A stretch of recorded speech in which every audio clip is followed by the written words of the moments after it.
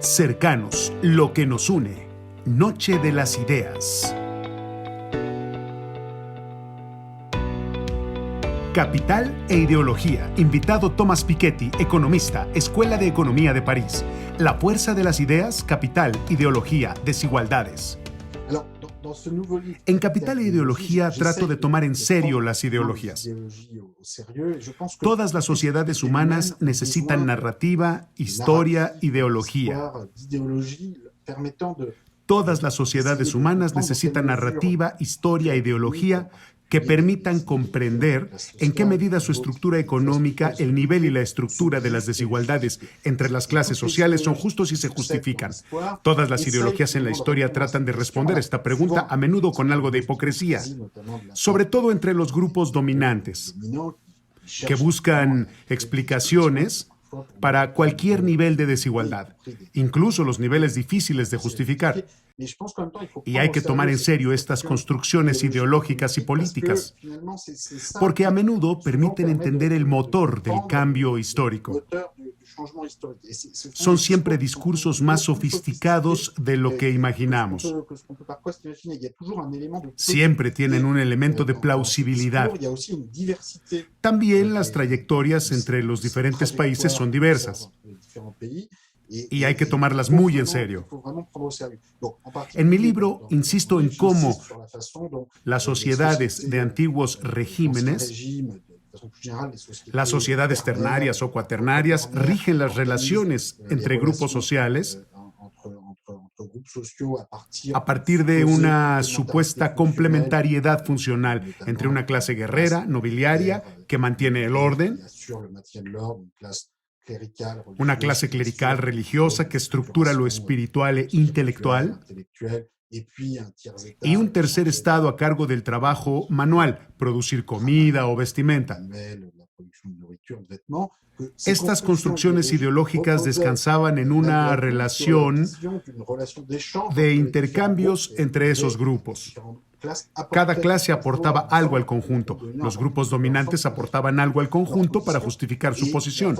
El ascenso del Estado centralizado y el hecho de que sus servicios, como el mantenimiento del orden o los servicios educativos, los fueron llenando otras instituciones que no siempre emanaban de los grupos nobiliarios o clericales, le quitaron legitimidad a dicho sistema.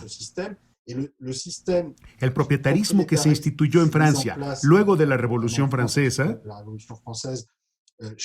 trata de fundarse en una visión más ambiciosa de la igualdad, en el acceso de todos a la propiedad, pero con muchas formas de hipocresía, con un derecho de propiedad que primero es muy masculino, muy limitado a los hombres, que en realidad equivale a reemplazar una religión por otra. Una religión de la propiedad nace en el siglo XIX, especialmente en el momento de abolir la esclavitud, cuando se cree útil compensar no a los esclavos por los malos tratos y las décadas de trabajo sin salario, sino a los propietarios por la pérdida de su propiedad, con una ideología muy fuerte entre los intelectuales liberales, como Tocqueville, para quienes si despojamos al dueño de esclavos, sin compensarlo financieramente, ¿dónde nos detendremos? Nunca se cuestionan los derechos de propiedad establecidos en el pasado, sea cual sea hoy la fortuna de un oligarca o de un multimillonario. Nunca cuestionamos nada porque si no, no sabremos dónde detenernos. Pero en el siglo XX fue gracias a una desacralización de la propiedad cuando se logró una mayor igualdad y una mayor prosperidad económica. Un mensaje fuerte de mi libro es que las desigualdades se redujeron con dolor en el siglo XX, con crisis considerables, con un desafío comunista que obligó a los países capitalistas a instaurar el seguro social, los impuestos progresivos, la educación pública. Eso permitió reducir las desigualdades y traer una prosperidad económica nunca antes vista. Ahora bien, hay en la historia una forma de aprendizaje, una nueva manera de regular la propiedad y las fronteras en comunidades cada vez más grandes, organizar las relaciones entre ellas de manera pacífica y solidaria no resulta fácil. También hay rotundos fracasos con el intento de reemplazar la propiedad privada por una propiedad estatal hipercentralizada, lo cual, desde la caída del comunismo soviético, explica esta nueva fase de sacralización de la propiedad privada, en la que entramos en 1990. Tal vez estemos empezando a salir de ella, pero a escala de la historia, ese acontecimiento es muy estructurante y explica una parte de las evoluciones ideológicas de los últimos 30 años. Pero aquí no termina la historia. Estas evoluciones van a seguir con discursos contradictorios, pero todos plausibles. No equiparo a todos los discursos ideológicos, pues en mi libro tomo posición y trato de mostrar lo que nos enseña la experiencia histórica de comparar países. Muy a menudo un país tiende a ignorar las experiencias de los demás y a apoyarse solo en su propia experiencia o en lo que ciertos grupos quieren conservar de ella. Ampliar el espectro de comparaciones y de la memoria permite pronunciarse y tratar de hacer avanzar las cosas hacia una mayor igualdad. Pero para hacerlo hay que dar una oportunidad a los diferentes discursos ideológicos, hay que tomarlos en serio. Estos son cada vez más sofisticados. Al ver el discurso ideológico como un simple velo que permite justificar un eterno dominio mecánico y unidireccional de ciertos grupos sobre otros, no vemos la complejidad, las relaciones de intercambio y sobre todo la diversidad de las formas de organización económica y política de un mismo nivel de desarrollo. ¿Construir una sociedad justa? Propongo repensar las relaciones de propiedad en forma radical, introduciendo las nociones de propiedad social y temporaria, ya que permiten conservar lo positivo de la pequeña propiedad privada, que no conlleva concentraciones de poder demasiado grandes, rechazar lo negativo de la centralización extrema de la propiedad estatal, lo cual puede ser útil en algunos sectores, pero no puede ser la solución general a todos los problemas de organización. Propongo seguir y radicalizar las cosas que funcionaron en el siglo XX, como más derechos para los asalariados en la gobernanza de las empresas. Pienso en países como Suecia o Alemania, que han introducido hasta 50% de votos para los asalariados en los consejos de administración. Hay que ir más lejos todavía.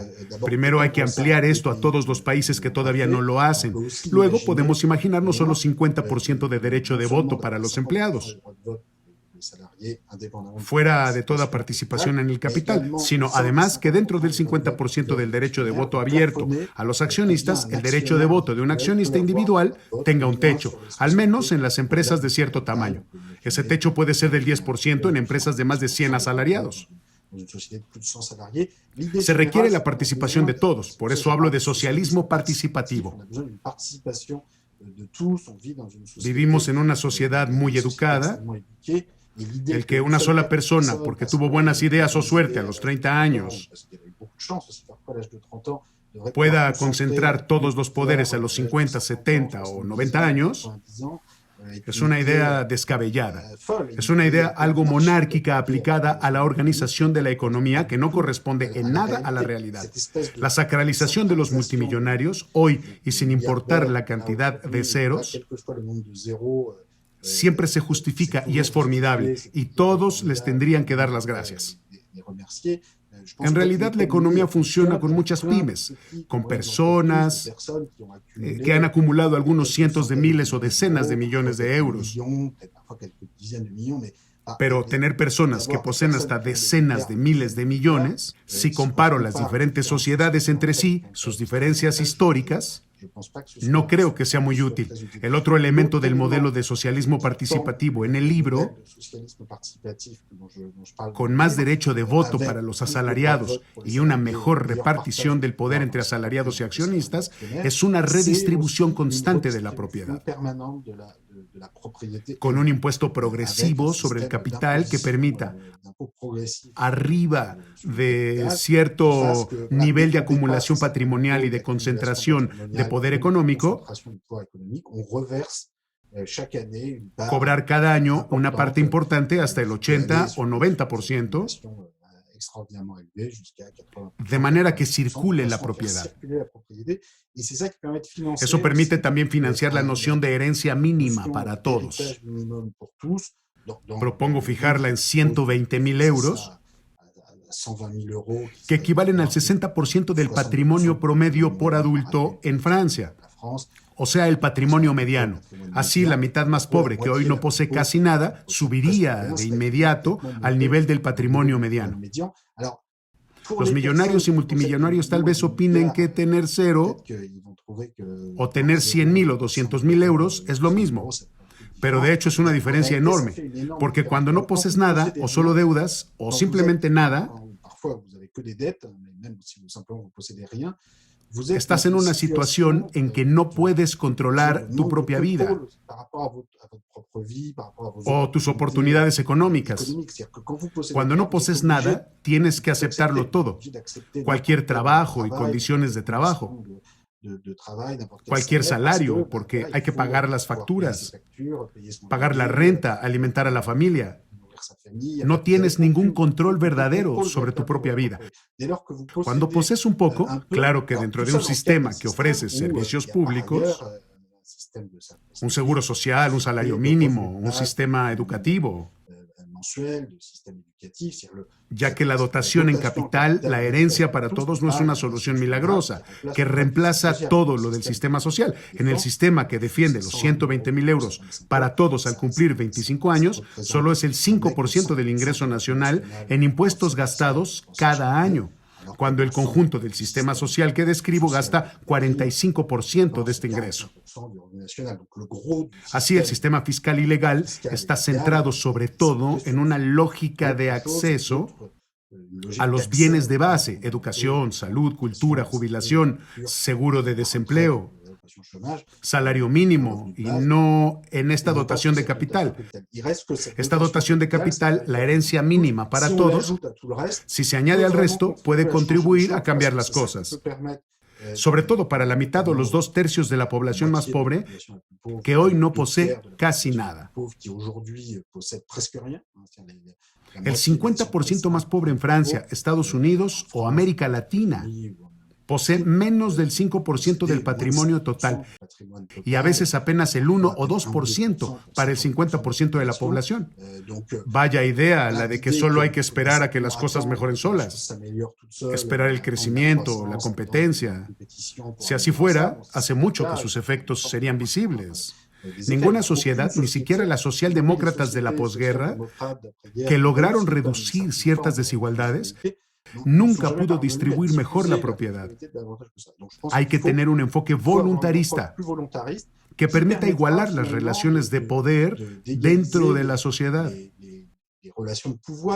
Esto dará un poder de negociación más importante sobre muchas otras cosas: el trabajo, el salario, la vida en general, a toda una parte de la población que hoy, al no poseer nada, se encuentra a merced en las negociaciones de las relaciones de poder que se establecen en la sociedad.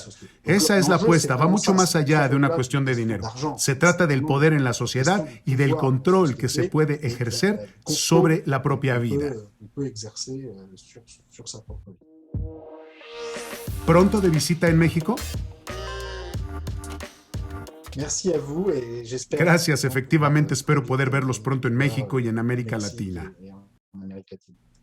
Hasta pronto. Gracias. Thomas Piketty, Capital e Ideología.